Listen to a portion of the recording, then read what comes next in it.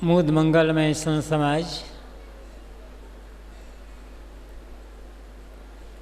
धर्म प्रेमी सज्जनों, श्रद्धा मूर्ति देवियों,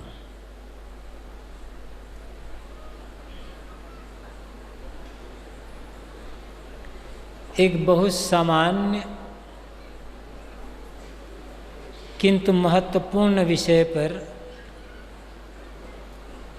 हम थोड़ी चर्चा करें।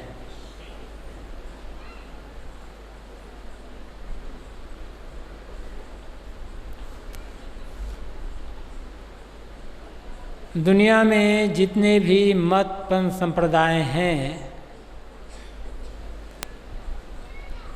सभी के अपने अपने तीर्थ हैं, पूजा पाठ कर्मकांड की विधियां हैं, नाम जप आदि का विधान है, व्रत उपवास हैं और सबका अपना एक मूल्य और महत्व है। लेकिन वास्तविक तीर्थ क्या है? आदमी व्रत रखता है, अच्छी बात, लेकिन व्रत किसे कहते हैं और पूजा का अर्थ क्या होता है? इन सभी विषयों पर किसी कवि संत ने 4 पंक्तियों में बहुत सुंदर प्रकाश डाला है। तीर्थ वही जो कि पाप से तारत, पाप वही मन मध्य विकारा,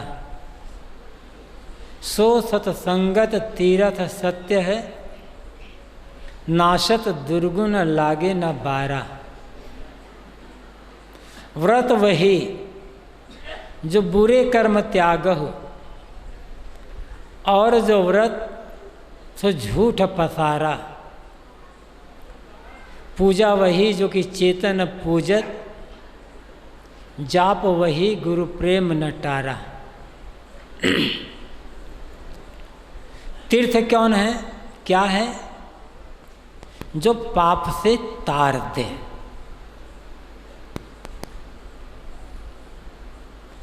तीर्थ शब्द दुनिया की प्राचीनतम पुस्तक ऋग्वेद में भी आया है,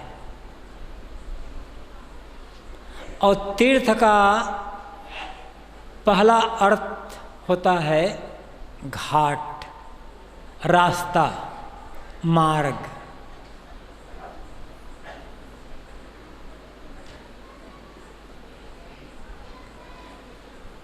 नदी को हमें पार करना है,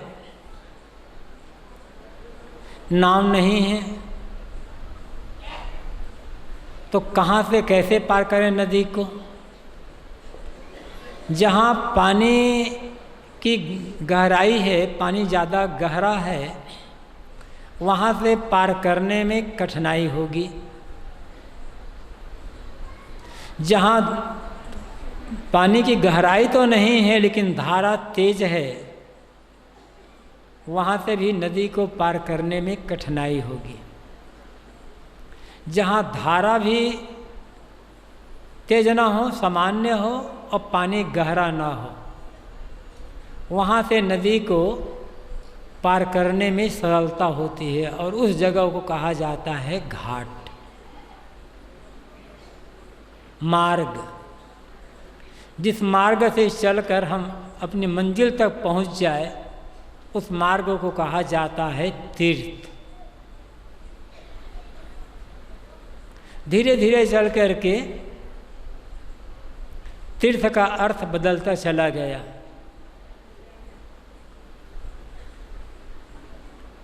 पुरा काल में तीर्थ उन जगहों को माना गया जहाँ दो नदियों का आपस में संगम होता है। कोई विशेष प्राकृतिक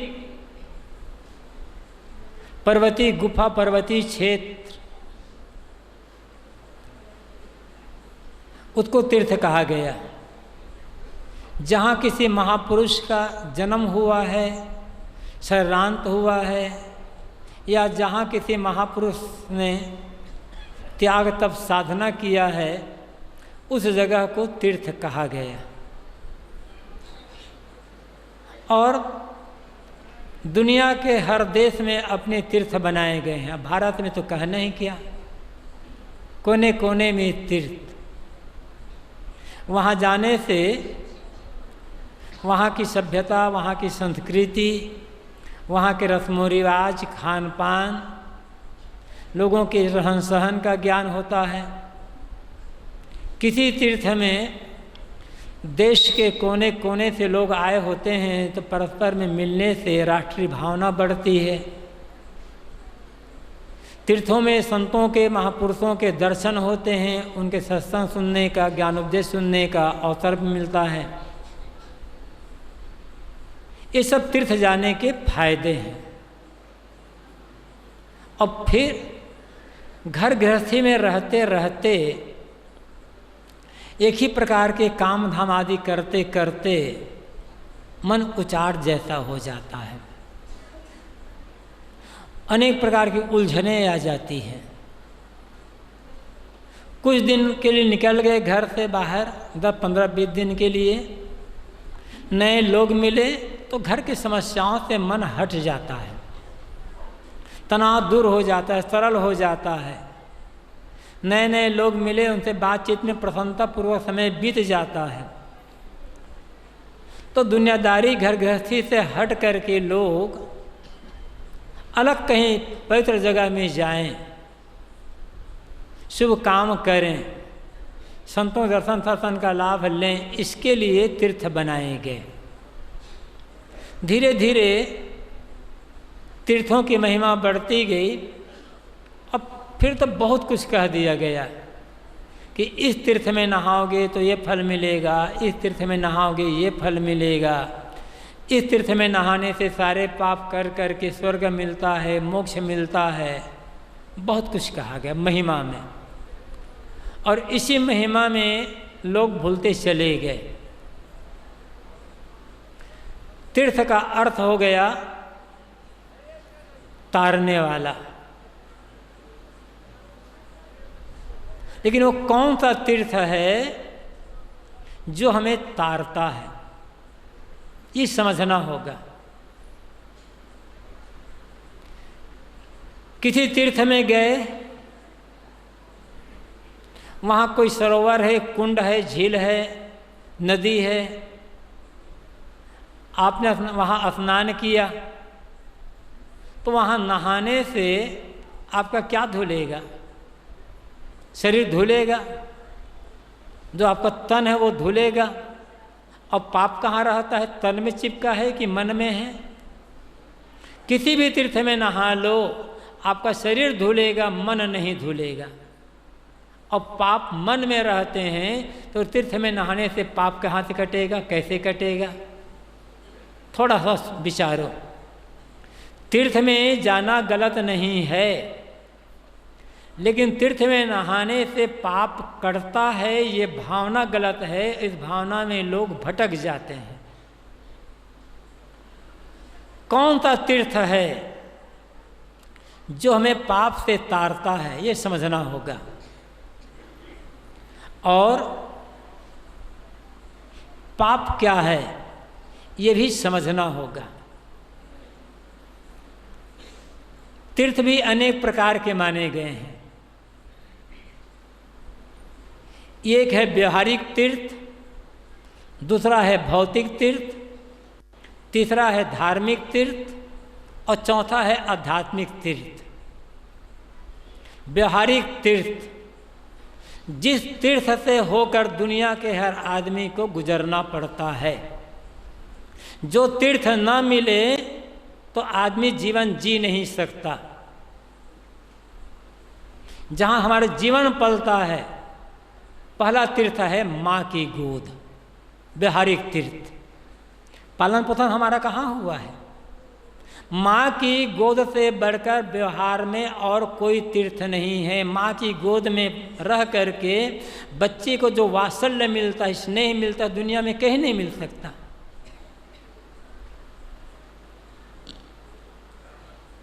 कोई भी हो, जवान भी हो, यदि माँ के पास बैठ जाता है और माँ प्यार से सिर पर हाथ फेरती है तो लगता है मुझे स्वर्ग मिल गया। व्यवहारिक तीर्थ है माँ की गोद। भौतिक तीर्थ जो बाहर माने गए हैं, गया, काशी, प्रयाग, बद्रीनाथ, जगन्नाथ, केदारनाथ, रामेश्वर, दुर्ग, मक्का, मदीना या अन्य और आदि,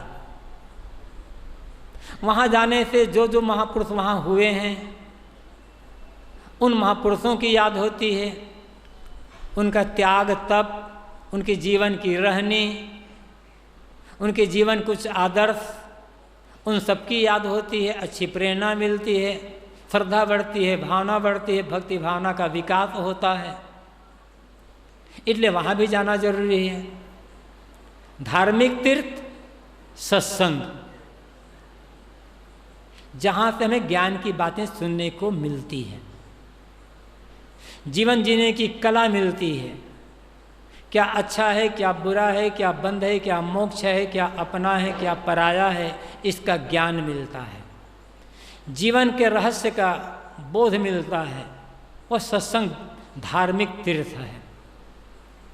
और सबसे बड़ा तीर्थ, अंतिम तीर्थ, जहाँ जाकर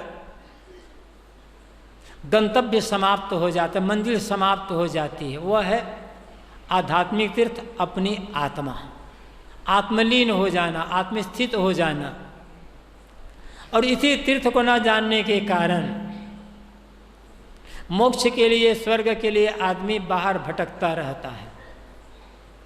पद्म पुराण में शिव जी ने पार्वती से कहा है कि ए पार्वती, इदम तीर्थम भ्रमंति तामसा जना, आत्मतीर्थम ना जानाति कथम मोक्ष सुनु प्रिय। कोई है नहीं क्या माइक वाले? हे पार्वती, यहाँ तीर्थ है, यहाँ तीर्थ है, यहाँ नहाने से मोक्ष मिलेगा, यहाँ नहाने से स्वर्ग मिलेगा, यहाँ नहाने से भगवान के दर्शन होंगे, ऐसा मानकर ये ज्ञानी लोग जगह जगह भटकते रहते हैं। आत्मतीर्थम ना जानात, आत्मतीर्थ को जो नहीं जानते उनका मोक्ष कहाँ से होगा? तो अपनी जो आत्मा, हर व्यक्ति की अपनी जो आत्मा है, उस आत्मा में लीन हो जाना, स्थित हो जाना, बाहर से मुड़कर आत्मलीन होना, ये सर्वोत्तम तीर्थ है। और यहाँ पहुँच जाने पर सारे रास्ते समाप्त हो जाते हैं, जीवन ही कृतार्थ हो जाता है। मुख्य बात मैं कह रहा था, तीर्थ वही जो कि पाप से तारत। तीर्थ कौन है? जो हमें पाप से तारता है। तीर्थ का अर्थ होता है तारने वाला। किससे तारने वाला? पाप से तारने वाला। लेकिन वो कौन तीर्थ है जो हमें पाप से तारता है? यदि किसी नदी में नहाने से मोक्ष मिलता तो आज भारत में एको आदमी जिंदा नहीं रहते, सब मोक्ष को न कोई तिथि नदी में तो नहाए हो। आप बंधन में क्यों रहते? यहाँ बैठे क्यों रहते? सब मुक्त हो गए थे भारत में हजारों साल पहले। तो गंगा नहाना, जमुना नहाना, नर्मदा गोदावरी नहाना, कृष्णा नहाना, ये गलत नहीं है, लेकिन वहाँ नहाने से आपके पाप नहीं कटने वाले हैं। भावना पवित्र होगी, संस्कार अच्छे बनेंगे, प्रसन्नता आएगी, इसलिए नहाना चाहिए जिसको जब अवसर मिले। लेकिन वो तीर्थ कौन? तीर्थ वही जो कि पाप से तारत। तीर्थ वह है जो पाप से तारता है। अब प्रश्न होता है पाप क्या है? पाप वही मनमध्य विकारा, पाप है हमारे मन के विकार। मोटे रूप से हम मानते हैं चोरी, हत्या, व्यभिचार, आगजनी, राहजनी, डाका डालना, ये पाप है। ये तो बड़े पाप है जो दिखाई पड़ते हैं, और ऐसा करने वाले थोड़े लोग हैं। लेकिन मन के विकार, बिरले साधना परायण संतों को छोड़ दिया जाए तो हर आदमी के मन में तो विकार है। दुनिया में 99.99% लोग पापी हैं। थोड़ी बात कड़वी लगेगी, किसी को कह दो तुम पापी हो, दुखी हो जाएगा वह। हमें ही कोई कह दे कि महाराज आप बड़े पापी हैं, हम दुखी हो जाएंगे। इन्होंने मुझे पापी कह दिया, मैं कहाँ पाप करता हूँ। लेकिन ध्यान रखना, हमारा दुखी होना हमारे पापी होने की पहचान है। यदि हमारे मन में पाप नहीं होता तो हम कभी दुखी नहीं होंगे। जब जब मन में दुख आया समझ लो मैंने पाप किया, पाप भीतर भरा हुआ है। जिसके भीतर में कोई पाप नहीं होगा, कोई विकार नहीं होगा, जिसका मन पूर्ण निर्मल होगा, निर्विकार होगा, उसे कह दो तुम पापी हो, उसे वो दुखी नहीं होगा, क्योंकि पाप खत्म हो चुका है उसका। हमारे मन में चिंता होती है, तनाव होता है, द्वेष होता है, ईर्ष्या होती है, दुख होता है, पीड़ा होती है, ये हमारे पापी होने की पहचान है। क्योंकि मन में कोई ना कोई विकार है, काम है, क्रोध है, लोभ है, मोह है, अहंकार है, ईर्ष्या है, घृणा है, यही तो पाप है। किसी के सुख को हमने देखा,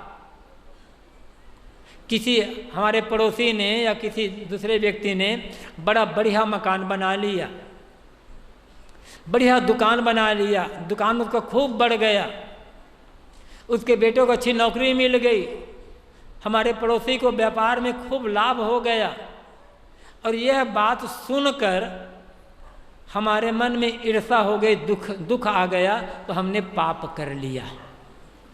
किसी के लिए भी मन में ईर्ष्या का भाव आया, समझना मैंने पाप किया, उसका फल भोगना पड़ेगा। कोई व्यक्ति है, चाहे वो दुश्मन से दुश्मन क्यों ना हो, यदि सुना हमारे दुश्मन के घर आज किसी की मौत हो गई, हमारे दुश्मन को व्यापार में इस साल 5 लाख का घाटा हो गया, हमारे दुश्मन का मकान गिर गया, दुश्मन का बेटा बीमार पड़ गया, दुश्मन के बेटे की नौकरी छूट गई, ये सारी बातें सुन करके मन खुश हो गया, तो समझना मैंने पाप कर लिया। किसी के सुख को देख करके मन का दुखी हो जाना और किसी के दुख को देखकर मन का खुश हो जाना हमारे पापी होने की पहचान है। अब टटोले मन को कि कब कब मन में ईर्ष्या आती है, कब कब मन में घृणा आती है, कब कब मन में अहंकार आता है, द्वेष आता है, मोह आता है, बैर आता है। जब जब आया तब तब पाप हुआ। अभी पाप होता है या नहीं होता है? यही तो दुख का कारण है, हमारे चेहरे चिंता का कारण है। इसी को धोना है। शरीर को तो बहुत धो लिया, बहुत धो लिया है, मन को धोने का काम किया गया है या नहीं किया गया है? सब कुछ को हमने धोने का काम किया, मन को धोने का काम नहीं किया। इसलिए बहुत कुछ करते हुए, पूजा पाठ, नाम जप, हवन, तर्पण, कथा, कीर्तन, सब कुछ करते हुए भी हमारा मन दुखी है, क्योंकि मन धोने का काम नहीं किया गया। तो पाप वही मन मध्य विकारा। पाप क्या है? मन का विकार। और ये भी ध्यान दें, अपनी ड्यूटी का ईमानदारी पूर्वक सत्यता पूर्वक पालन न करना पाप है। नौकरी मिली है काम करने के लिए, लेकिन नौकरी बराबर नहीं की जा रही है, तनख्वाह पूरी ली जा रही है, तो पाप किया जा रहा है। कोई आदमी हो, मजदूरी हम ले रहे हैं, पूरी मजदूरी ले रहे हैं, काम बराबर नहीं कर रहे हैं, काम चोरी है मन में, तो हम पापी हैं। हर आदमी, जो आदमी जहाँ है, साधु हो, गृहस्थ हो, सर्विसमैन हो या मजदूर हो या कोई भी हो, जो आदमी जहाँ है वहाँ का अपनी ड्यूटी का ईमानदारी पूर्वक पालन नहीं कर रहा है तो वो पाप कर रहा है। उसका मन भयभीत रहेगा, चिंतित रहेगा, दुखी रहेगा। हमारे जैसे लोग जो सफ़ेद कपड़ा पहनकर बैठे हुए हैं, आप लोग हमें साधु कहते हो, महात्मा कहते हो, स्वामी जी महाराज जी कहते हो, गुरु बाबा भी कहते हो, बहुत कुछ कहते हो। ये साधु का कपड़ा पहनकर यदि हम सही ढंग से साधना का काम नहीं करते तो हम भी पाप कर रहे हैं। साधु इसीलिए हुए हैं, घर माता पिता घर द्वार छोड़ करके साधु इसलिए हुए हैं कि साधना करके कल्याण का काम करेंगे। बाकी सब काम कर रहे हैं, साधना नहीं कर रहे हैं, कल्याण का काम, सेवा का काम नहीं कर रहे, तो हम भी पाप कर रहे हैं, हमें भी नरक में जाना पड़ेगा, कपड़ा कुछ नहीं करेगा। तो पाप वही मन मध्य विकारा। पाप क्या है? मन के विकार। ये धुलेंगे कहाँ? नदी में, तालाब में नहाने से नहीं धुलना है। ये सो सतसंगत तीर्थ सत्य है, नासत दुर्गुण लागे न बारा। सत्संग वह तीर्थ है जिसके ज्ञान भक्ति और वैराग्य की त्रिवेणी में निमज्जन करने से मन के विकार धुलते हैं।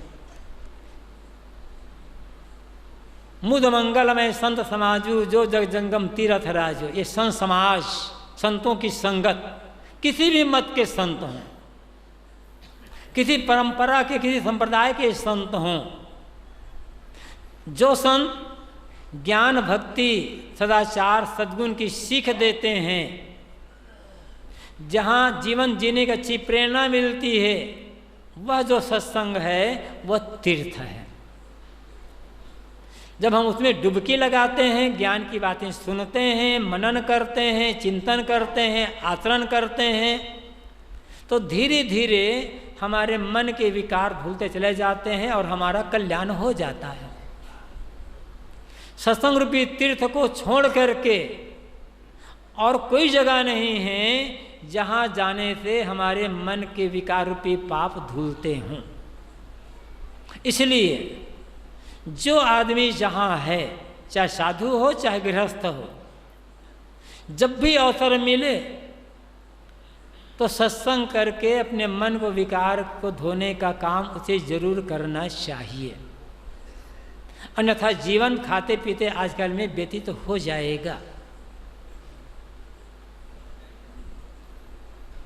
मन के विकार पाप हैं, सत्संग तीर्थ है जहाँ निमज्जन करने से हमें पापों से मुक्त होने का रास्ता मिलता है, और जहाँ निमज्जन करके हम दुनिया से भवसागर से तर जाते हैं।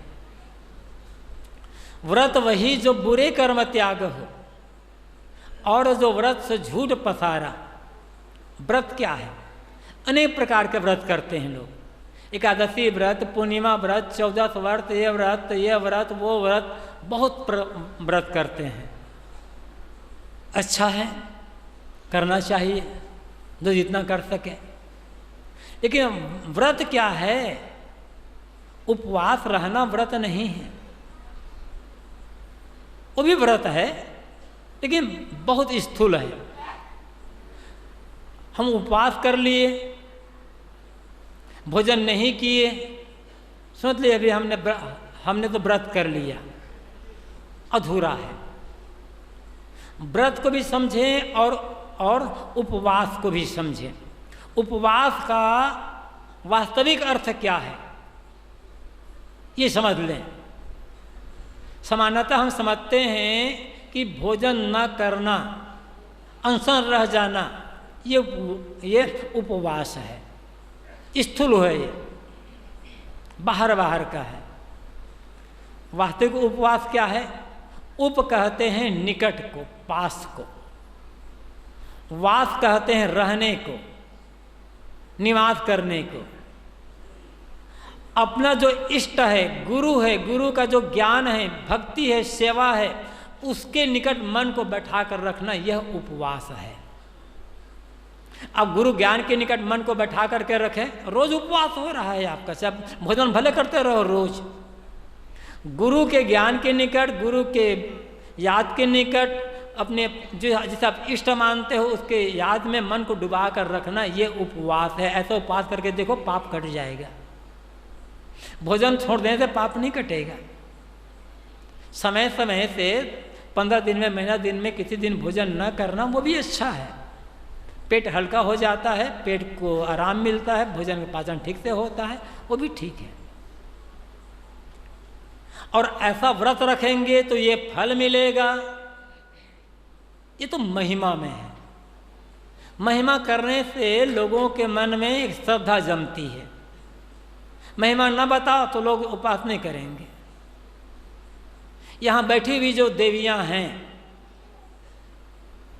इनमें से मैं समझता हूँ 99% देवियाँ, जो साध्वियाँ उनको छोड़ दें, लेकिन जो गृहस्थी में हैं 99% देवियाँ करवा चौथ को उपवास जरूर करती है। क्यों करती है? कि अभी जो मुझे पति मिला हुआ है, अगले जन्म में ये पति मिले। तुम्हारे पति पूछे हो कि अगले जन्म में मेरे पति बनोगे नहीं बनोगे? तुम तो करते जा रहे हो उपवास, वो चाहता ही नहीं है कि ये जो मेरे पति अगले जन्म में मेरे फिर से पत्नी बने। तुम करते जा रहे हो उपवास, अब वो चाहता नहीं है, कहाँ से मिलेगा बेचारा? ये तो भ्रम है, कुछ नहीं होने वाला है करवा चौथ उपवास करने से। तो उपवास जरूर करो, लेकिन फल चाहना करके मत करो। उपवास क्या है? व्रत क्या है?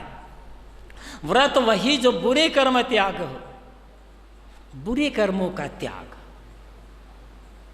जैसे आप यहाँ आए, या मान लो जन्माष्टमी है, रामनवमी है, एकादशी है, पूर्णिमा है, या कोई दिन है, व्रत करते हो।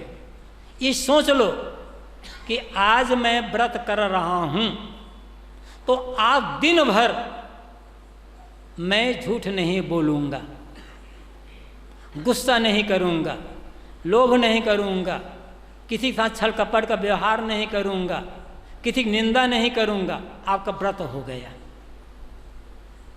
और ऐसा तो करते नहीं हम, तो कहाँ व्रत हो रहा है? एक दिन के लिए सोचें कि एक दिन के लिए आज जैसे मैं भोजन नहीं कर रहा हूँ या नहीं कर रहा हूँ, जैसा भी हो, इसी प्रकार आज, केवल आज दिन के लिए मैं गुस्सा नहीं करूँगा। कोई मुझे गाली भी दे दे तो भी शांत रहूँगा, प्रेम से बात करूँगा। आपका व्रत हो गया। रोज अभ्यास करें। ये व्रत असली व्रत है। इसी व्रत से जीवन में परिवर्तन आएगा। ये बाहर का जो व्रत करते हैं, इससे जीवन में परिवर्तन नहीं आने वाला है। ऐसा तो आपने बहुत व्रत कर लिया है, कितना परिवर्तन आया जीवन में, कौन कौन से दोष छूटे, कौन कौन से दुर्गुण छूटे। जैसे यहाँ आए हैं प्रयागराज, इलाहाबाद, अभी इलाहाबाद नाम ही बदल गया, पर इसका नाम प्रयागराज हो गया है।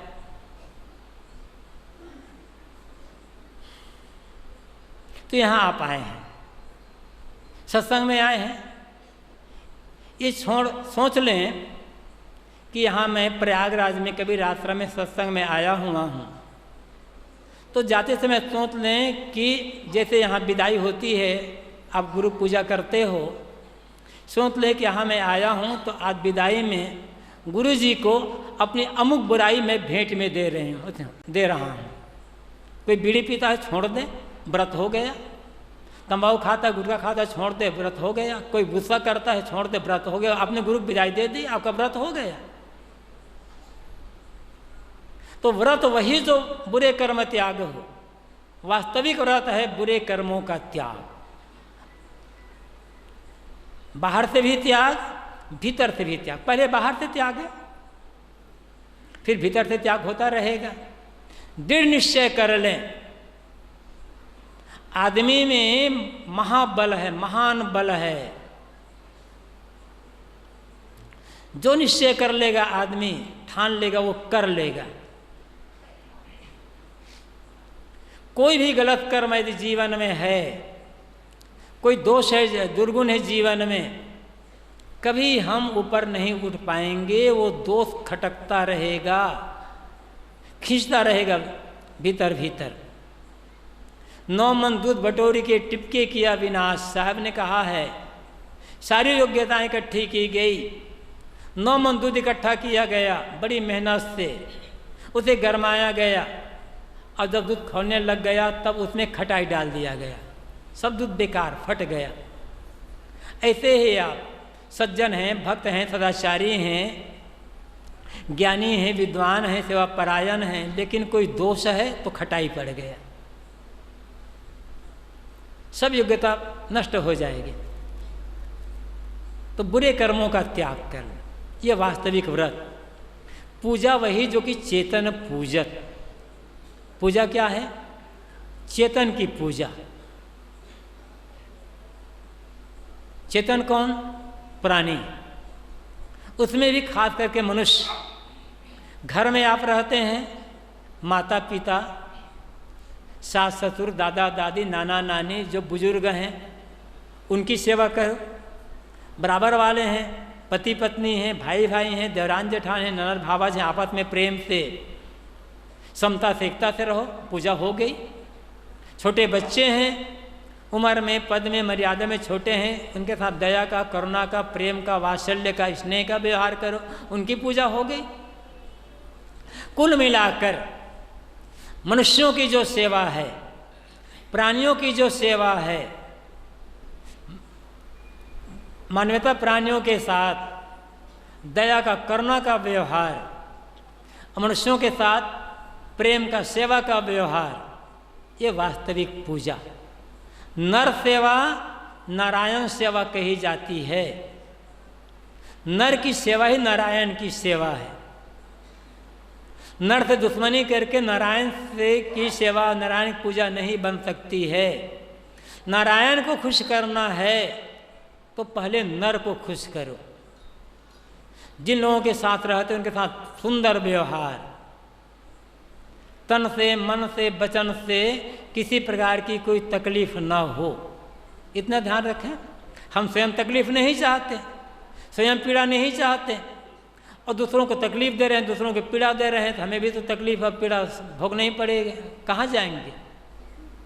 जैसा कर्म करेंगे वैसा फल जीवन में मिलेगा ही मिलेगा। खेत में जैसा बीज बोएंगे वैसी फसल तो आएगी ही आएगी। तो पूजा वही जो कि चेतन पूजक। किसी की पूजा मूल में क्या है? प्राणियों के साथ सुंदर व्यवहार, सेवा। सेवा नहीं कर सकते तो तन मन वचन से दूसरों को तकलीफ देना बंद कर दो। किसी भी प्रकार से तकलीफ मत दो किसी को, सेवा अपने आप हो जाएगी। जाप वही गुरु प्रेम न टारा। जाप क्या है? कोई किसी मंत्र का जप करता है, कोई किसी मंत्र का जप करता है, कोई किसी नाम का जप करता है, अच्छा है वो भी। जिसकी भावना जिस नाम के लिए, जिस मंत्र के लिए हो, जप करना गलत नहीं है। उससे भी मन में सात्विक भावना आती है, इष्ट की, गुरु की याद होती है, प्रसन्न होता है मन, अच्छे संस्कार बनता है, तो ये लाभ है। लेकिन वो वास्तविक जप नहीं है। कितने ऐसे लोग हैं दिन भर राम राम राम राम या सतनाम कहते रहेंगे या कोई नाम जपते रहेंगे। 20, 25, 30, 40 साल बीत गए राम राम राम राम या सतनाम कहते हुए, तंबाकू भी नहीं छोड़ पाए आज तक। कहाँ नाम जप हो रहा है, कहाँ मंत्र जप हो रहा है। राम राम जप भी रहे हैं और गाली भी बक रहे हैं। गुरु का नाम जप रहे हैं या अमुक का नाम जप रहे हैं, छल कपट छूटा नहीं है। कहाँ नाम जप हो रहा है, कहाँ मंत्र जप हो रहा है। जाप क्या है? गुरु प्रेम न टारा, गुरु प्रति प्रेम न टाना। गुरु मतलब गुरु ने जो ज्ञान दिया है, गुरु ने जो रास्ता बताया है, उसको न भूलना। गुरु के बताए रास्ते पर, सन्मार्ग पर चलना, गुरु के निर्देश अनुसार से जीवन व्यतीत करना, यह वास्तविक जप है। गुरु का शरीर सब समय नहीं रहेगा, या कोई महापुरुष का शरीर सब समय नहीं रहेगा। नाम चाहे जिनका भी हम ले लें, शरीर तो सबका छूटा है, छूट रहा है, छूटेगा। किसी का शरीर अजर अमर हो नहीं सकता है। सबका शरीर मरण धर्मा है। जो जन्मा है उसकी मौत तो होगी ही होगी, चाहे नाम कुछ भी ले लो, चाहे भगवान कहो, भगवती कहो, देवी कहो, देवता कहो, पीर कहो, पैगंबर कहो, जन्मा है तो मरेगा जरूर। अजर वह अमर नहीं हो सकता है। लेकिन ये भी ध्यान दें, गुरु कभी मरते नहीं हैं ज्ञान के रूप में। जितने महापुरुष में दुनिया के अभी जीवित हैं, किस रूप में? ज्ञान के रूप में, अपने त्याग, तप और उच्च आदर्श के रूप में। उन महापुरुषों के जो उच्च आदर्श हैं, उन्होंने जो उच्च सुंदर ज्ञान दिया है, उस ज्ञान का मनन करना, आदर्श का अनुकरण करना और उनके बताए रास्ते पर चलना, यह वास्तविक जप है। इसी जप से ही हमारा जीवन ऊपर उठेगा और इसी जप से ही हम दुख से अपने आप को बचा सकेंगे। खाली किसी नाम को जप करके नहीं हो सकता है। तो हमें वास्तविकता को समझना, हर चीज़ की वास्तविकता को समझना है। 3 चीज़ें मैंने आपको बताई इस पद के आधार पर। वास्तविक सच्चा तीर्थ सत्संग है, जिसके ज्ञान, भक्ति और कर्म की त्रिवेणी में निवेदन करने से हमारे मन के विकार रूपी पाप धुलते हैं और हम भवसागर से पार होकर के कृतार्थ हो जाते हैं। मन में किसी प्रकार का कोई विकार ना रखें, विकार ही पाप है। क्योंकि पहले कोई भी कर्म मन में आते हैं। जैसे कोई आदमी चोरी करना चाहता है तो चोरी करने की विचार पहले मन में आएगा, फिर योजना बनाएगा, फिर रास्ता देखेगा, समय देखेगा, तब चोरी करेगा। जिस आदमी के मन में चोरी का विचार कभी आया ही नहीं, वो चोरी कर ही नहीं सकता। किसी को मारने का विचार पहले मन में आता है, हाथ पहले नहीं उड़ता, मन पहले उड़ता है। और मन में दया है, मन में करुणा है, मन में अहिंसा है, मन में प्रेम है, तो मारेगा क्यों, हिंसा क्यों करेगा, हत्या क्यों करेगा, परेशान क्यों करेगा। बाहर से भी त्याग और भीतर से भी त्याग। भीतर का त्याग हो जाएगा तो बाहर का त्याग अपने आप हो जाएगा। इसलिए निरंतर अपने मन को देखते रहने की आवश्यकता है कि मन में कितने कितने क्या क्या विकार भरे पड़े हैं। और विकार हैं तो मन में कचोट करें। कितने दिन से मैं सत्संग सुन रहा हूँ, गुरु की, भगवान की भक्ति कर रहा हूँ, नाम जप कर रहा हूँ, अभी भी मेरे मन में विकार है, मैल है, तो कब काटूंगा। निश्चय करें, सत्संग में जाकर निमज्जन करें, विकार धुलेगा, जीवन कृतार्थ हो जाएगा। बुरे कर्मों का त्याग व्रत है। प्राणियों की, मनुष्यों की सेवा करना वास्तविक पूजा है। और गुरु ज्ञान का निरंतर स्मरण करते हुए उसके साथ जीवन बिताना, ये जप है। इनका पालन करेंगे, जीवन ऊपर उठेगा और धीरे धीरे करते हुए हम पाप से मुक्त होकर कृतार्थ हो जाएंगे। इन्हीं वचनों के साथ अपनी वाणी के इस समय विराम देता हूँ। बोलिए सद्गुरु देव की। मत कर मोह तू, मत कर मोह तू, हरि भजन को मान रे तू, हरि भजन को मान रे, हरि भजन को मान रे तू, हरि भजन को मान रे।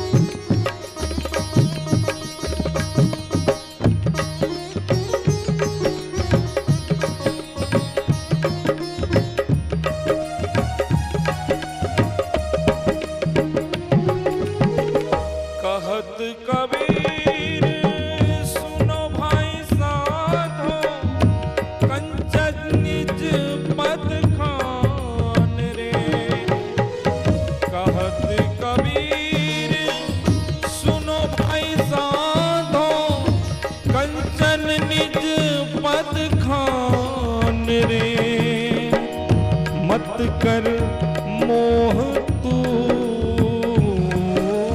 मत कर मोह तू,